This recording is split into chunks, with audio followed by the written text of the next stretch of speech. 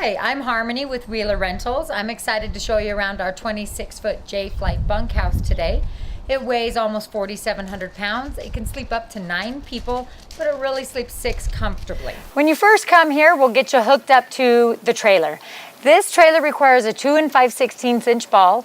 The ball needs to be 24 inches from the top of the ball down to the ground.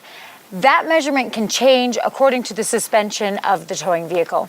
We do also offer for $30 per trip an equalizer hitch. I have a separate video that shows you the setup and hookup of that equalizer hitch. Once you come and we line up that ball just below the tongue, we're going to go ahead and lower this tongue right down onto that ball. Once all of the weight of the trailer tongue is onto the ball, we can push this forward. This is our tongue lock. That's going to go forward. These teeth go down into the holder. Then I've got extra tongue lock here. Put that in. So your ball is locked right there. And then we would raise up the rest of the hitch. Right here are your breakaway cables. You might need to twist them or untwist them depending on how far away your loops are. We're just going to loop those right up there.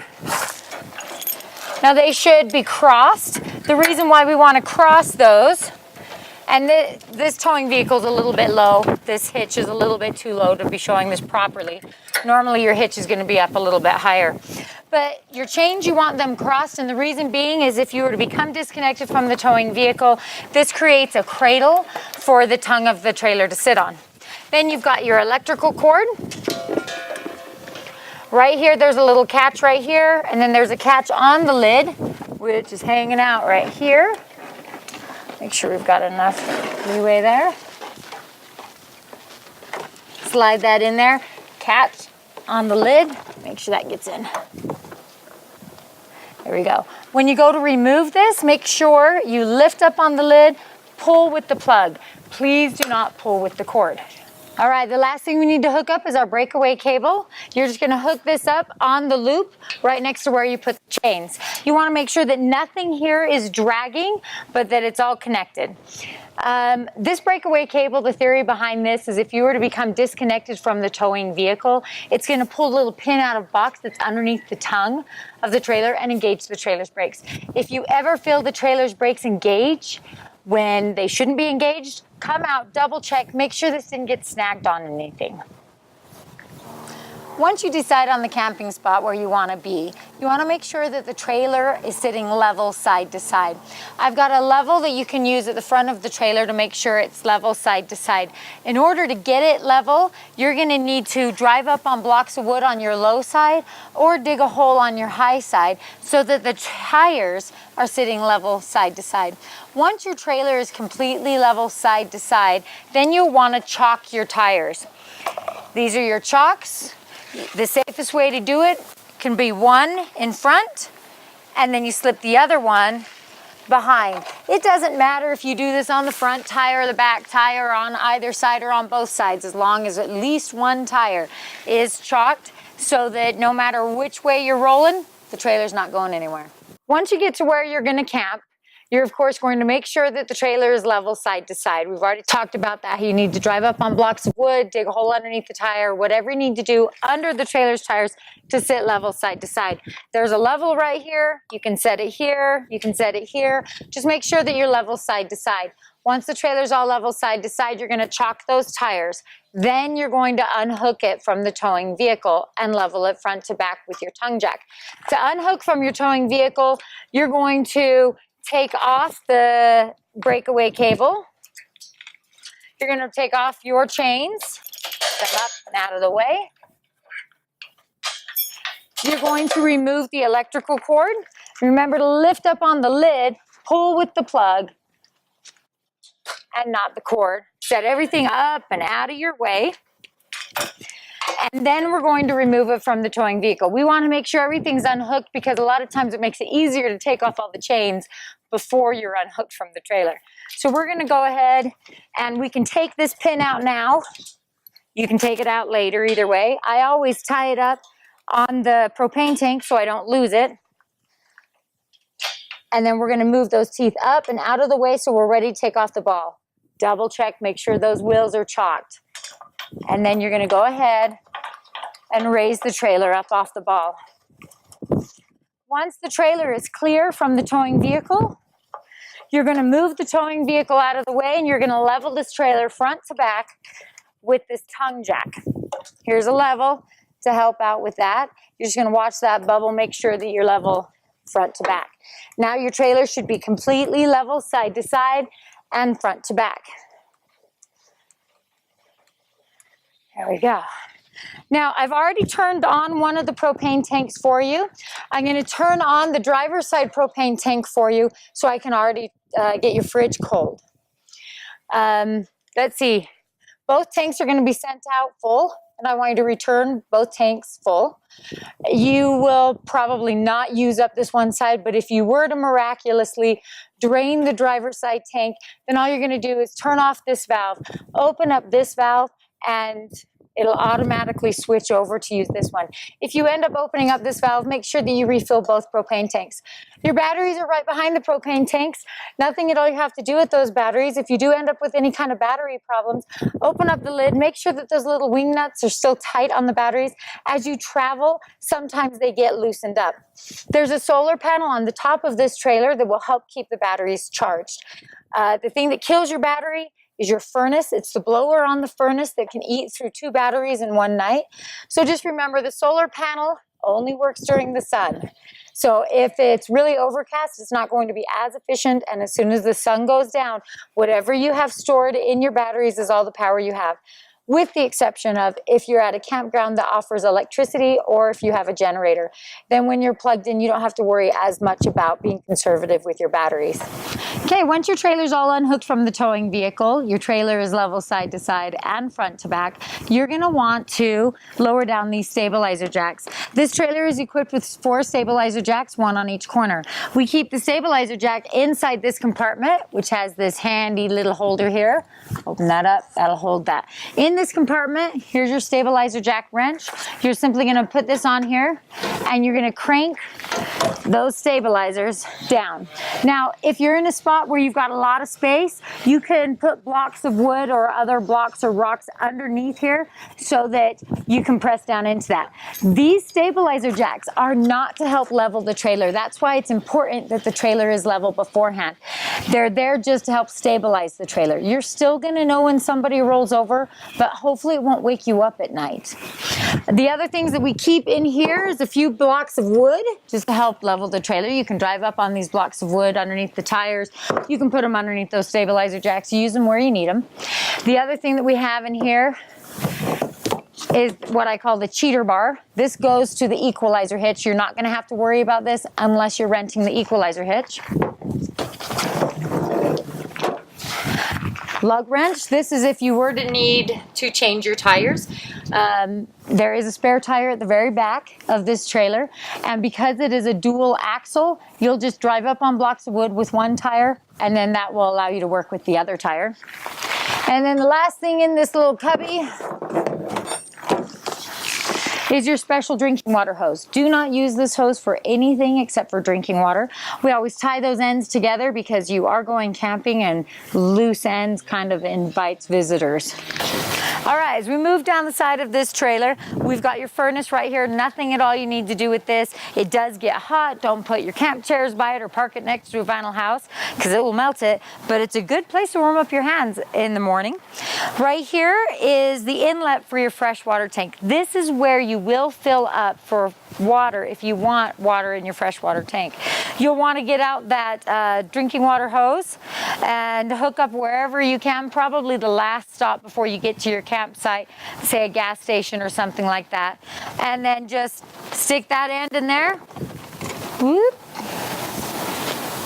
And you'll fill that up until water starts spurting out, or until you're carrying as much water as you want to be carrying. This trailer has actually 2 separate 40-gallon freshwater tanks, so you have 80 gallons. This one inlet fills up both tanks, but because there are 2 tanks, put this on here, you've got actually 2 low point drains. So they're both right down here. So there's one in front, one in behind. When you want to drain out any extra water, go ahead and just open up both of those and you'll drain out all the extra water. As we move down here, this is your city water connection. You're only going to use this if you have water at your campsite. This does not fill up your fresh water tanks. This is the connection that you have to make sure you've got this water pressure regulator on there. This is actually a separate little piece that you can screw on. So we'll screw it on here. If you have water at your campsite, you're then going to take this side, taking note of the little arrows, making sure those arrows are pointing towards the trailer. You're going to screw that into the faucet that's at your campsite, and then you'll take the other end, screw it in here. You'll turn on that water pressure right there. That will create water pressure throughout your trailer, and it does not fill up your fresh water tank. Remember, if you want to fill up that fresh water tank, you've got to use this inlet over here. All right, I'm done with that. Okay, as we move down, I'm going to sit that out of the way. This is your cable inlet. If you were to have cable where you're going to go camping, I don't provide a coax cable, so bring one with you if you wanted to do that. This is the back of your fridge. Nothing at all you have to do with the back of your fridge. It's all automatic on the inside. This is your power cord. This is a 30 amp power cord. Pull it out. It does need to be plugged into 30 amps in order for everything inside of the trailer to work. There are 3 things inside of all RVs that will not work unless this is plugged in. That's all of your 110 outlets. So that's going to affect, TVs, microwaves, that sort of thing. Your air conditioning, and then your microwave. They will not work unless this is plugged in. Now, you do have an adapter. This will take it down to a 15 amp. This allows you to be able to plug into most any generator if you want. Takes a second there, get that on. If you use this adapter, do not run the air conditioning. The air conditioning requires the full 30 amps. So if you want to use the adapter, everything's going to work except for the air conditioner. Without this plugged in, you still have use of everything inside of the trailer except for your 110 outlets, your microwave, and your air conditioning. Everything else inside the trailer is going to work off battery, propane, or a combination of the two. Slide this back in here. Pull off this adapter. This adapter is going to be in a separate little box with all of your other extra supplies that we leave with each trailer. Okay, right here is your utility shower, also known as your outside shower. It has hot and cold running water and a little shower head. Great place to do dishes, wash hair, rinse off feet, that kind of stuff. The benefit of using this versus inside is that way you're still outside with everybody. If you're, say, doing dishes, the sinks inside are really not that large to be doing big Dutch ovens and such. And then the other biggest benefit is it does not fill up your gray water tank because all your wastewater just goes down onto the ground. The gray water tank is usually your tank that fills up first, especially if you have water at your campsite. All right, talking about those sewer. Let me grab my box real quick. Okay, so this box is going to be left in the front compartment on the other side, and I'll show you that when we get around to it. In this box, we have a few handy things for you. One are a few rubber gloves, or vinyl gloves. The other is your sewer hose. And then you've got an extra sewer clean out, and you have a clear elbow. So this trailer has basically like our security valves. Basically what this is a backup valve. So it's a valve right up front that you can see clearly. What you're going to do is you're going to put your clear elbow on, click that on, and then you're going to click on your sewer hose. Put the other end of the sewer hose down into the sewer.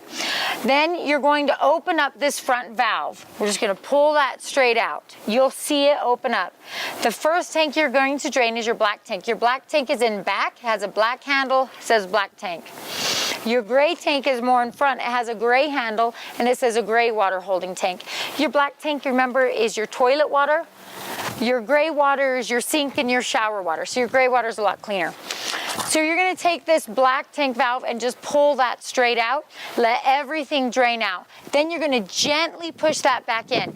Now, the valve is actually more towards the center of the trailer, and it's just by one long rod. If you force that valve in, you could bend the rod, and then it just never closes quite the same.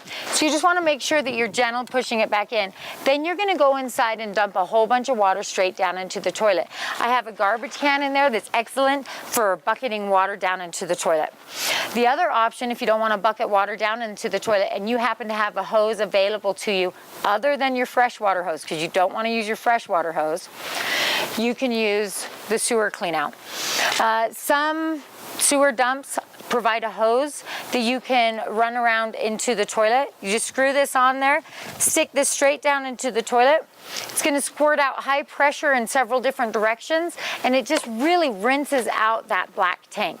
Then come back out after you've added water or squirted it out, open up that black tank valve again, and you will get more stuff out that second time.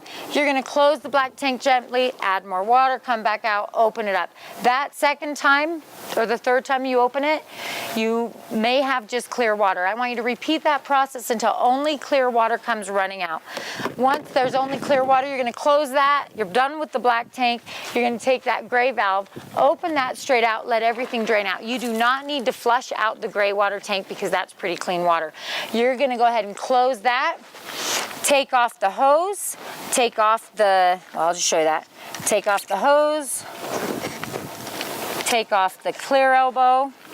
Rinse everything up. Don't use the special drinking water hose to rinse it. Use the water that's provided at your sewer clean out. Put everything back. After, of course, it's all shaken off. And you're going to close this valve here just to make sure everything is for sure clean. And then the last thing back here is that stabilizer jack we've already talked about. And then normally when we do the walkthroughs at this point, I'm going to point up to the top. We're going to take a look and see what our gutters look like and see that there's no damage done to the side of the trailer. All right, this right here is your hot water heater. Nothing at all you have to do on the outside. It's all automatically lit on the inside. Right here is just an extra bit of storage space. It's actually kind of a nice large space. You lift this up. Here's a little thumb latch to hold that up. This is a great place to put all your camp chairs. If you put Dutch ovens or anything in there, make sure you have a rug or something underneath so it doesn't scratch up the linoleum. Close this. There's thumb locks on it. All of your keys for all of your outside compartments is going to be the silver key on your keychain. This works on all of your outside compartments and on all of your neighbors' trailers' outside compartments. So don't think you're actually locking anything up, just so that you're aware of that. As we walk down here, you've got some 110 outlets on the outside. Remember, unless you're hooked up to exterior power, these will not run just off of battery or propane. You do need extra power. Right here is just an extra handle. Just lift up, pull that around. Just helps you get in and out of the trailer. It is kind of a higher trailer. There are 2 steps to get into it. You're going to use these steps here. You're going to lift this up. That comes down. And then you're going to pull from the side. Try to avoid pulling here just in case you have bigger fingers. You can pinch those fingers so you can move it from the side and take that down. It's going to go back up and much the same way. Roll that up and over, goes up and down. We'll go ahead and leave it open because we're going to be climbing into there in just a second. I'm going to go ahead and close this though because it gets in my way. Right here, more 110 outlets. And then this is your door catch. To use that, you're going to open up this door. Little catch right here. Bring that around. And locks in there. That way the wind doesn't take that door away. You can, of course, always still close that screen. Here's a little screen latch right here. This goes down and closes in right there. So open that up. This also closes just to help with bugs. I'm going to go ahead and leave that connected for our purposes here. Okay, as we go down here, here's our last front compartment right here. Open that up. Thumb latch again. In this compartment is where I had a little container. It has your trailer's registration, your tire warranty, that kind of stuff. And then a little box of tools, and here's going to be your level, the power cord adapter, a couple of extra little things that you might find useful. And then in this same front compartment, we're gonna put in your big sewer hose box. Remember, it's got the sewer hose, the sewer clean out, it's got some rubber gloves in there, and that clear elbow. Close that up. Okay, one more thing for the outside is your awning. All of my trailers either don't have an awning, my little retro doesn't have an awning, but this trailer comes with a power awning, because I'm in love with the power awnings. All right, as you come up here, the power awning is just one button.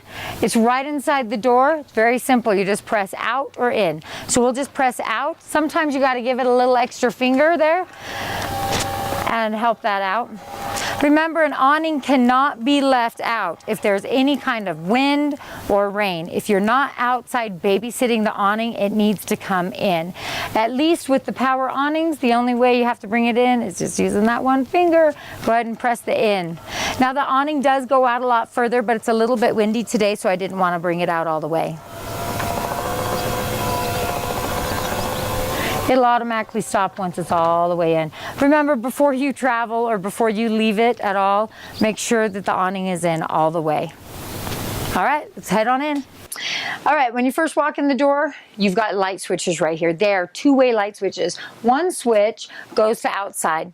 The other switch goes to the inside. This is where the two-way makes a difference. This switch has to be on, and the switch on the light fixture has to be on as well. So you can turn on and off the light fixture here, and you can also turn it on and off at the wall. What I have had people come before, they never turn the switch on here, and then when you come up here, the light fixture doesn't work. So both switches have to be on in order for your lights to work. And make sure they're on. All right, hiding behind in this little cabinet here, you've got your sensor controls. Don't trust your sensors. The dirtier your tank, the more dishonest it is. What you can do is just press down, so you can press down on black, so and then the lights light up. So the best way to know if you've actually cleaned out or filled up your black tank is to look just straight down the toilet. The toilet just opens up, and you can just look right down. Just a minute. And then right here, you've got your fresh tank, because that's a clean tank. That's going to be your most honest. And then you've got your gray tank, and that is questionable, but it's going to be more honest than your black. Your gray tank, if your gray tank water does overflow, it's going to come up through your lowest point drain, which is going to be in your tub. So if water starts coming up into your tub, your gray water tank is full. All right, also on your sensor panel, you have your water pump. If you want to pull any water out of your freshwater tank, this is the pump that's going to give you water pressure. If that pump isn't on, you won't be able to pull water out of your freshwater tank. Up here next to that water pump, you also have two choices for your hot water heater. I'm going to turn that off for now since we're empty. So your two choices for your hot water heater is LP gas or electric. Obviously, if you're plugged into electric, turn on the electricity one. If you're not plugged into electric, you're going to turn on the LP gas. Once you get to where you're going to your camping spot, you're all level, you're ready to hook up, you'll come in here, turn on that water pump, leave it on pretty much the whole time. If you hear the pump running when it shouldn't be running, when you're not pulling water, double check, make sure you don't have any leaks anywhere. Other than that, it can just be left on. And the same thing for your water heaters. You won't be able to leave those water heaters on while you're traveling, because your pilot light's just going to blow out. So you may as well just turn those off while you're traveling. But once you get to your camp spot, you can just leave those all on. Remember, if you're hooked up to electricity, you'll turn on electric. If you're hooked up just to gas, you'll just turn on gas. Go ahead and turn those off. Right below it here is a 12-volt outlet. Great place to recharge your cell phone. The other thing that we've got in here is your awning. You can see it's very simple. It's labeled. It says awning, in or out. One button. Super great. You're going to love it. Okay, just above my head here is the antenna for the TV. The antenna is on a crank. It lays down. There's two little arrows right here. Those arrows have to be lined up for it to lay down properly. If you want to use it, what you'll do is you'll just turn this crank, and that will crank the antenna up. And then to get a better signal, once that's cranked all the way up, you can take this down and move that antenna around. The thing you have to be really careful about though is make sure that this arrow lines up with this arrow. So before you head home, it's even a little bit windy, I can feel that wind. Make sure those arrows are lined up and then crank that all the way down. Move a little bit more.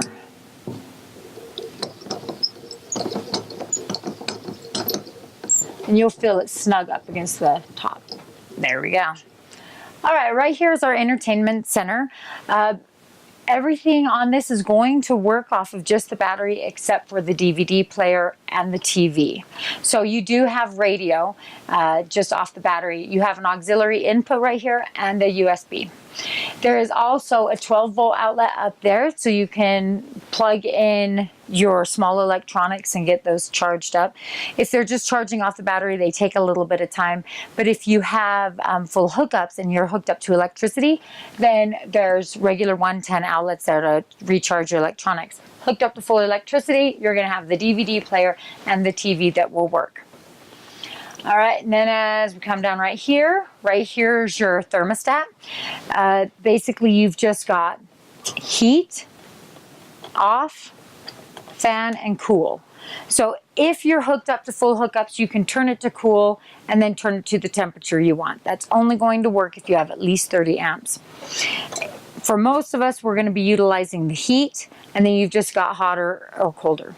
And that'll just automatically turn on as needed. And then over here is your fan controls. I'm going to turn that off for right now, because it's way too hot in here to turn on anyway. All right, and then back here, if you can see, you've got a small bunk, and then you've got a larger bunk. Theoretically, in this trailer, you've got a queen bed up front, sleeps 2 people, a couch that sleeps 2 people, a dinette that sleeps 2 people, this bottom bunk that sleeps 2 people, and then the top bunks that sleeps 1.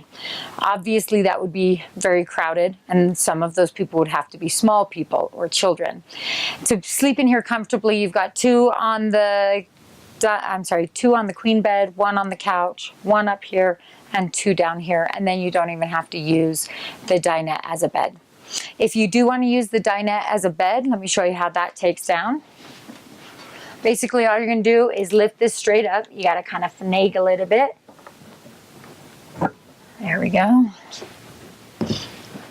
Move these legs up and out of the holes, and who knows how long it's been since somebody's used that. There's 1. There's 2. You can usually set them down here out of the way.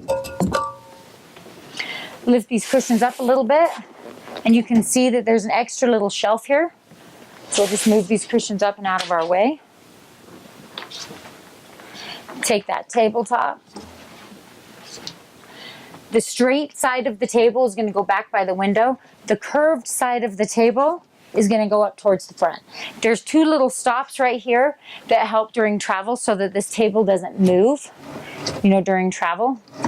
If you put it on here backwards, you'll end up putting the table on these stops, and it could crack the table. So make sure the table is back behind those stops. And then you'll just move these cushions, squeeze them in, and create your bed. There we go, that's 1 bed. When we work our way around, I'll show you how to do the couch. All right, we're off to the bathroom. Okay, in here is your RV toilet. Remember, do not put anything down your RV toilet except for special RV toilet paper, which I will provide for you, or human waste. If it didn't go through your body and it's not this toilet paper, don't put it down there. To save a lot of space on filling up that black tank, you can always put the toilet paper in the garbage instead of throwing it down the toilet. This is one of those things that I am going to double check, make sure it's nice and clean. When you bring this toilet back to me, I want you to make sure it's all clean here, so I'm not afraid to touch it. When you come and do the walkthrough with me, I'm going to put the chemicals in for you. One of these little pouches here is going to give us all the chemicals that we'll need. I'll just drop that down in there. Halfway down on this pedal is going to give us water. All the way down is going to open up that valve and drop it down.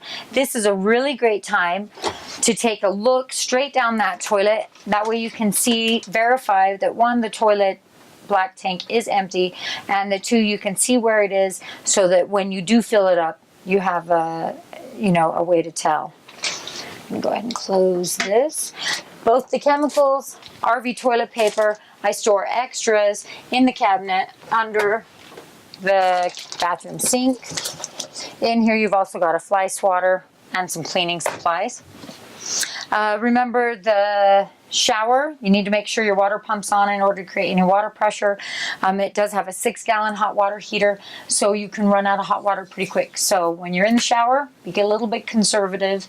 Realize that the hot water heater is only 6 gallons. Right over here, you don't have the light switches there. Your light switch is right up here over the top. You've got a mirror with a space behind it to store stuff, hot and cold running water. And then we're going to come over here to the fridge. Turn off all this.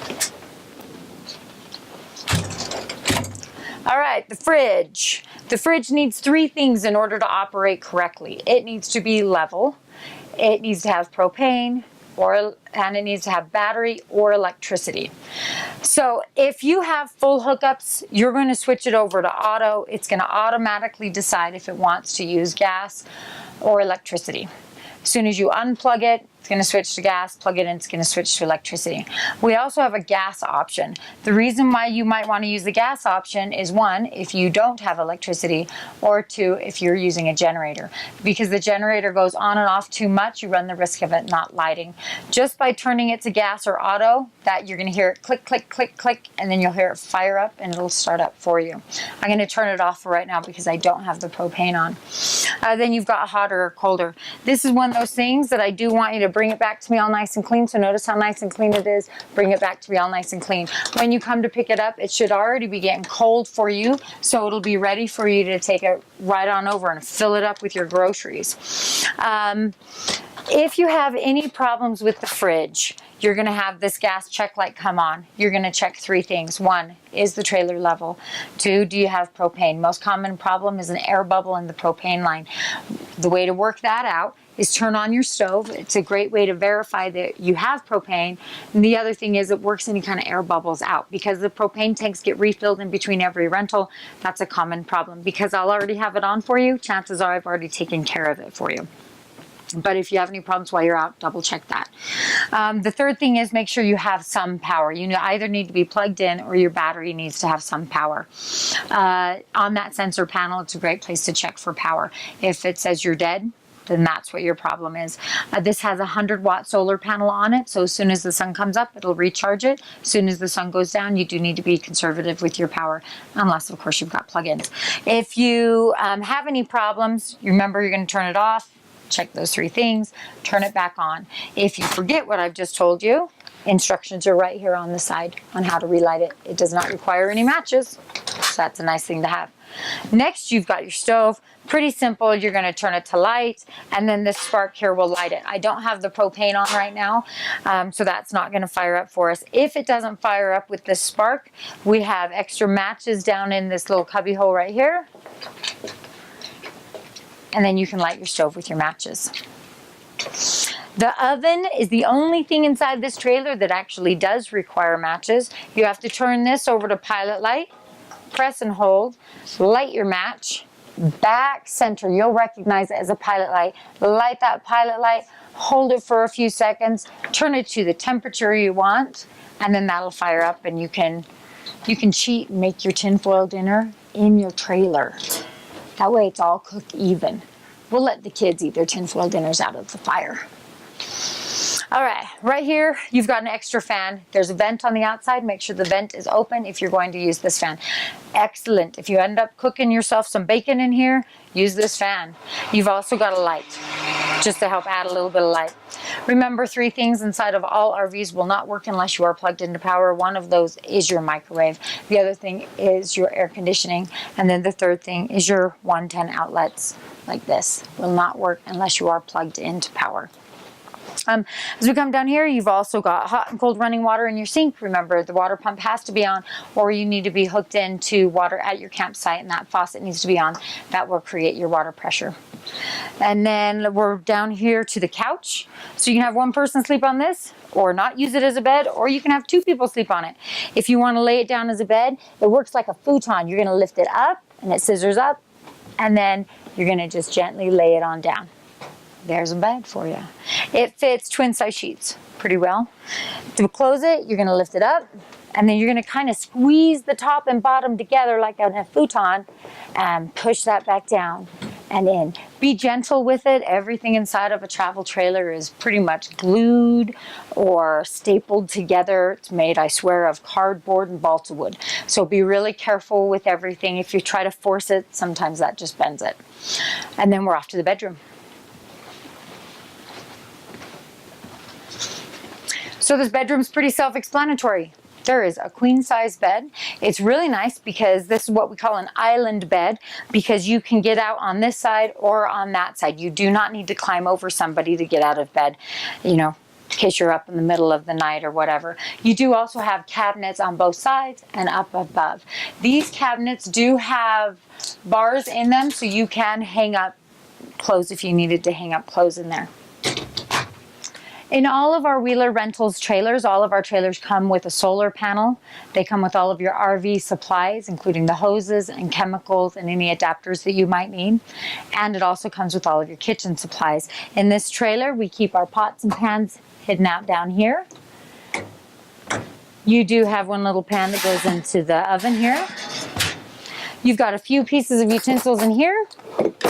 You've got your cooking utensils in here, so you for sure have your can opener, your spatula, a peeler, a whisk, a grater, scissors, a couple of knives, and a cutting board in there.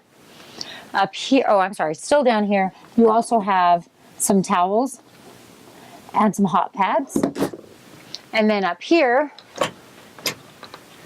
there's some cups. You also have plates, bowls, measuring cups and spoons, and some mixing bowls and a strainer. If other people leave me salt and peppers, paper towels, those kind of consumables, if they're still in here, I leave them in here, but they're not guaranteed to always be here, the consumables like paper towel and salt and pepper. It looks like you're just about ready to go off on your trip. Just before you leave, we're going to check and make sure that all of the trailer lights work, your blinkers work, your brake lights work, and that you're also familiar with how to use your electronic trailer brake.